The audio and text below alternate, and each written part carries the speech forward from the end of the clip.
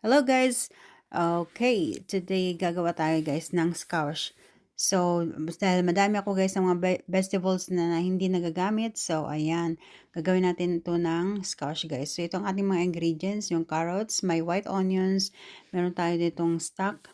So, lalagyan natin yan ng 1 liter of water later. And then, meron tayong parsnips. And then, of course, the beef na i-add natin doon para may lasa. And then, meron tayong barley. Meron tayong potato. Of course, meron also OXO, black pepper, and soy sauce. So, igisahin muna natin ang ating meat and then yung white onions. And then, after that, imimix natin lahat ng ingredients dito sa pot. Yan, nilagay natin sa pinakailalim yung potato kasi medyo matigas. And then, yung barley yung next. And then, nilalagay natin yung parsnips. And then, after that, para siyang carrots guys, yung parsnips. And then, also, we're gonna add the carrots. So, yan. Lahat yan guys na kinat. Imimix lang, ili-layer natin. And then after that, ilagay natin yung ating nasuteng meat and onions. So, after on the top guys, ilalagay natin yung ating stocks. Minix natin siya sa 1 liter of water. Ayan. It should be warm water guys. Kasi kung hindi warm water, hindi siya mamimix. Then, you're gonna set in a low mode.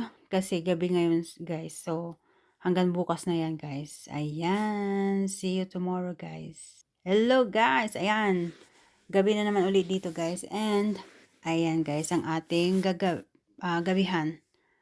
So, yan ang ginawa ko kagabi.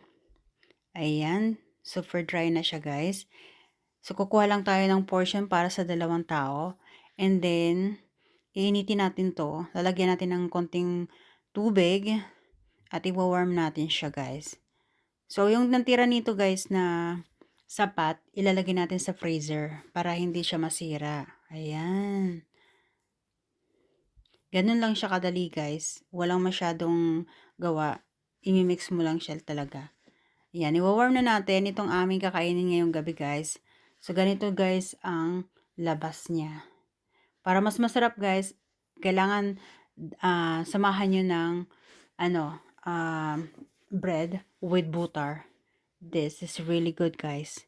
Ganun lang kadali guys para hindi masira yung mga vegetables natin guys. Whatever vegetables that you have, put all together, put a little bit of meat, either chicken, beef, whatever you prefer, and then cook in a slow cook. So pag meron kayong slow cooker, much better. So that's it guys. Thank you.